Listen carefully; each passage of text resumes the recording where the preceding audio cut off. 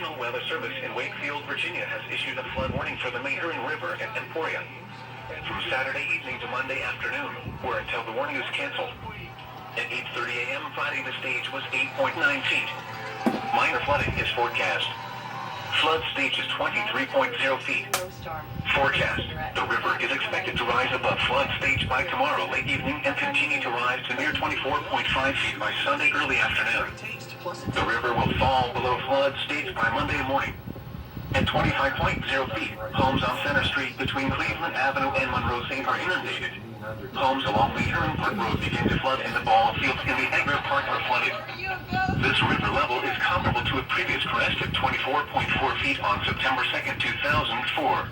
Putting off that windshield repair because you think it'll cost an arm and a leg? Well, not anymore.